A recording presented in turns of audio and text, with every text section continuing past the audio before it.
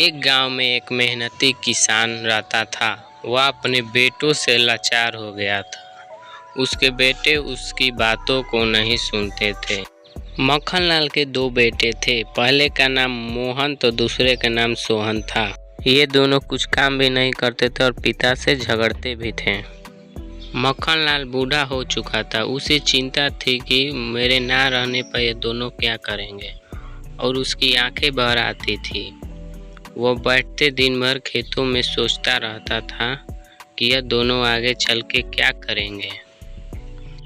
मक्खनलाल अपने घर आके दोनों बेटे को बुलाता है। ओ मोहन, ओ सोहन।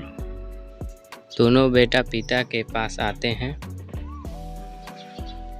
पिता उन्हें खूब समझाते हैं और कहते हैं, मेरे खेत में एक घड़ा दबा हुआ है पूर्वजों का।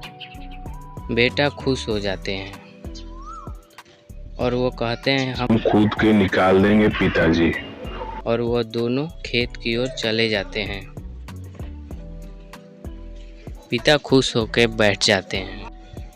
मोहन और सोहन दोनों कुदाल लेके खेत में पहुंचते हैं और बड़े ही लगन से खुदाई करने लगते हैं। वह इतने उल्लास के साथ खुदाई कर रहे थे कि उन्हें अंदाजा भी नहीं हुआ कि कितना समय बीत गया।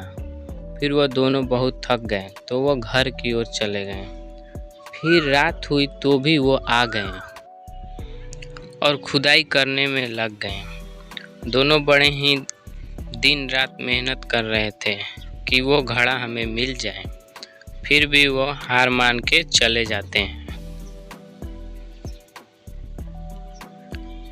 पिता के पास आके बहुत ही गुस्से में वहाँ पे खड़े होके पिता को बहुत सुनाते हैं कि आप में हमें झूठ बताया और बहुत गुस्सा करते हैं। पिता बहुत सोचने के बाद बता रहे थे, तुमने तो अभी 2-4 दिन ही खेती की और दिन खुदाई कर।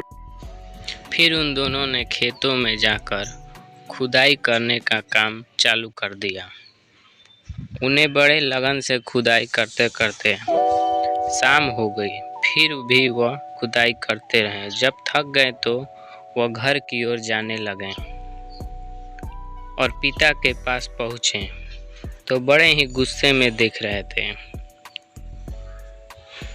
और सोहन ने बोला, पिताजी तुम हम दोनों से झूठ बोल रहे थे, वहाँ कोई भी खजाना नहीं है। हमें मेहनत कराने पर तुल गए। और दोनों बहुत गुस्सा किए पिता के ऊपर। फिर दोनों वहाँ से चले गए। पिता मुस्कुराते हुए बैठ गए थे। अगली सुबह पिता उन दोनों को लेकर खेत की ओर चलने लगे और वहाँ बड़ी बड़ी फसलों को देखकर सब चौंक गए और बहुत ही खुशी के साथ वो पिता से पूछे, यह पिताजी कैसे हो गया? तो पिता ने बताया, मेहनत करने से ही जीवन में सफलता और समृद्धि मिलती है।